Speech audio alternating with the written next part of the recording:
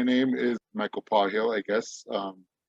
I am from the St. Carlos Back Reservation in the United States. But what I do is a kind of like caretake culture, maybe, and some forms of spiritual uh, aspects and attributes of our culture in their culture, and so that's what I do. And I also do activism work, border work, human rights, indigenous rights, and legal work with the St. Carlos Patrick Tribal Reservation. An advocate for the court for people who don't have representation in the courts here, and so that's what I do. And then I'm supposed to be a medicine person, so I don't know what that is. That's what they say, but I don't believe in it. I don't believe in what they say, so that's just know that. That's what they say, not me. So all I can say about Chihuahua 2019 is that I was excited about it my own self because it's the first time I actually went into Chihuahua. And for me, it was a long process of a lot of years, actually, in my spiritual journey that I have been taking. I put it like that because everybody has their point of view, but in my point of view and my action and my experience, it took me 16 years to get from to visit 4 sacred mountains of the people. And so that's what it was for me, because I was going back to a place where my ancestors literally and have footprints and still have footprints. And so they're not extinguished or anything like this or written out of the history books. As a matter of fact, I kind of wanted to know when I had gone to the reunion there is where are the China people, basically. And we know that they're scattered about everywhere from in the United States, Mexico, and wherever else empire has taken them to. So at the meeting, I recall getting there. It was kind of hot, as a matter of fact, and I was glad Juan Luis drove us all the way from El Paso. I came with several people from the United States side, and probably easier for us to travel between the people, the United States and their people. It's easier for us to travel between the borders because of our passports or we have a legal remedy with our tribal identifications, which the nation state of Mexico still to this day, I don't know if I'm correct at that, but probably doesn't have any kind of process of recognition for the India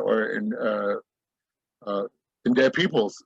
And so it was easy for us to cross. Juan Luis picked us up and we came, and to be in a place that, let's say, has historical value in my own reading, my own historical knowledge that I acquired maybe through library or through hearing, through oral history, even so, or whatever it is. It was amazing to go to Chihuahua. So I was really, really excited and happy about it.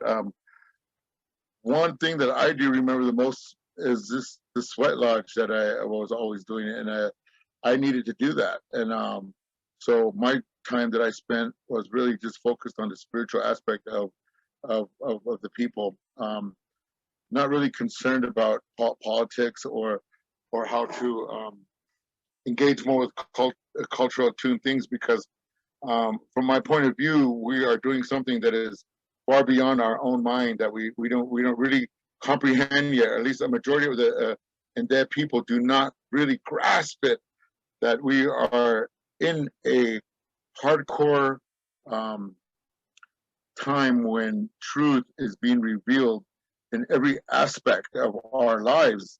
Now, spiritually, since this is what I'm labeled as, this is more than just a reunion. It was a big, for me, it was a prophecy fulfilling event. And it started to lead up to these things because when things happen spiritually when they're not supposed to happen, but yet they are supposed to happen because everybody has been losing their history, they're losing their memory, losing their instruction.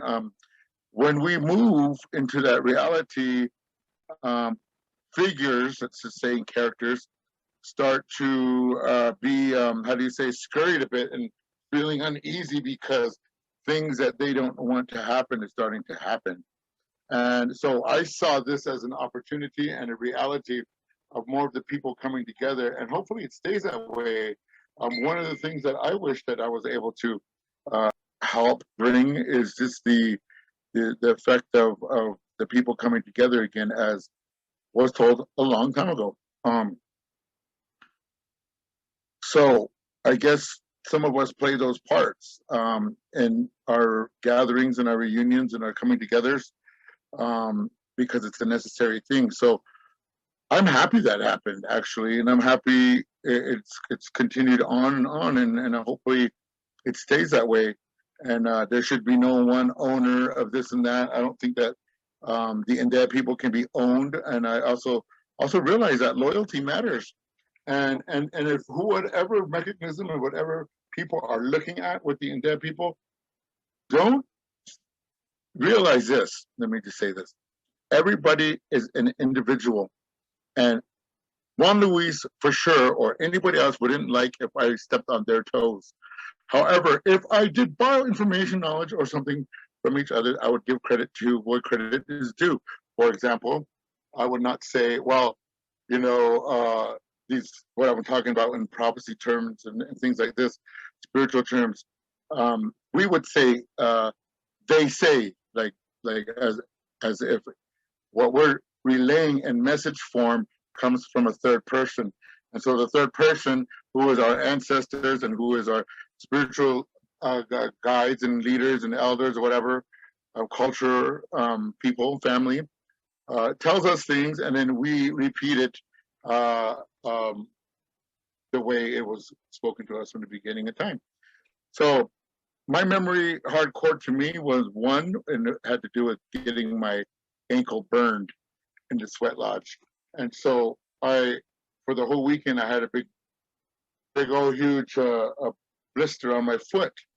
But that didn't bother me because it continued on and on. It was part of a sacrifice, the way I believe in my head, of giving back and taking in the pain for a purpose and a time in order to undo the years and years maybe of darkness, or else betrayal and all of these other types of behaviors that our people have had to go through to in colonial times. So our behaviors are much different because everybody comes from a different band of people.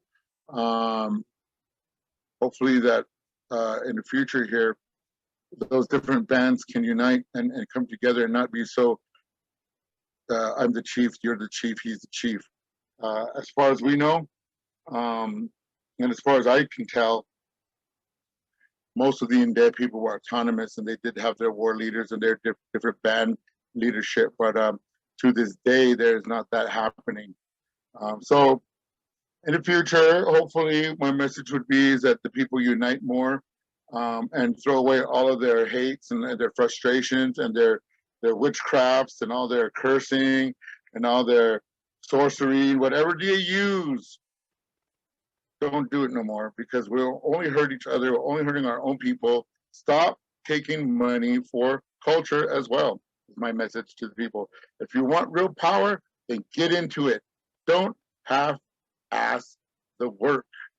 When you half-ass the work, you won't get the prize and benefit, reap the benefits which the Creator has blessed us with, which is this whole beautiful earth, the whole beautiful earth. So I had a good memory and good time. So that's all Mr. Macapal has to say to you today.